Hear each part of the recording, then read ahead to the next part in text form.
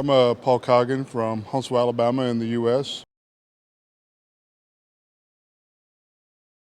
I'm a cyber subject matter expert at my company, New Systems, in the U.S. This talk is about using physics-based data sources to threat hunt, to identify threat actors by watching for anomalies from physics-based indicators, sensors, and also some ideas for threat hunting space systems. So the idea came from watching the movie Transformers and reading about sophisticated malware like Stuxnet, of coming up with the idea of how to detect that level of a threat actor, and what are we missing? Why are we missing it? So it made me think about finding using physics, looking at all the different sources that physics-based sensors may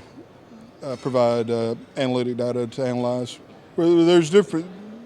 There's lots of physics sources: temperature, your HVAC system, humidity, power.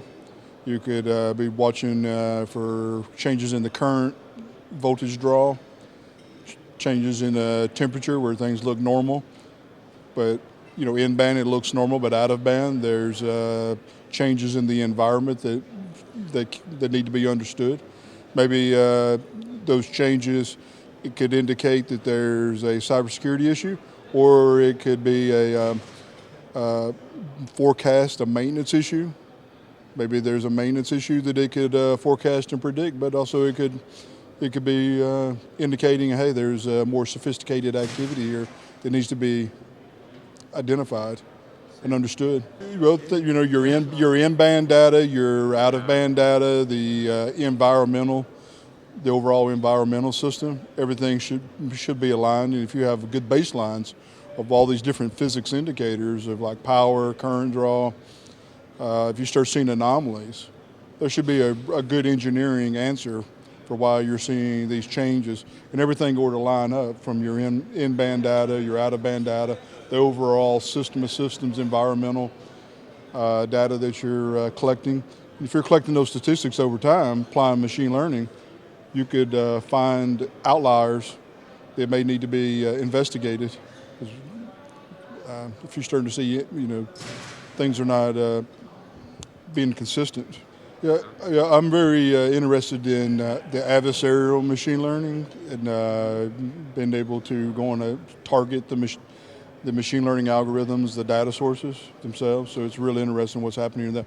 So from a threat hunting standpoint, we need to be looking at the machine learning and AI tools and techniques to see if they're being targeted and influenced to throw us off. Yeah, depending on the systems that are being monitored, it's going to be additional sensors like vibration, acoustics, harmonics, maybe an additional PLC that is passively monitoring voltage and current draw to make sure that there's no anomalies in how much voltage and current are being drawn.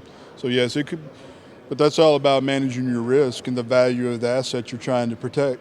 How important is it? If it's really important, it may be worth the investment. But a lot of these sensors are economical, where the challenge will be economically is going to be the logging data, the licensing for whatever logging system you're using, depending on if you're using open source or if you're using commercial logging tools. That's where the more logs you collect, the more it's going to run up your licensing cost. And also got to have the expertise to analyze that data, understand it. Oh yes, this is my 4th year at x33fcon. Yeah, so I love Poland, love the conference, and just been running around seeing the Baltic Sea area. It's a beautiful area. Gdansk, Sopot, Gdynia. It's just a beautiful area.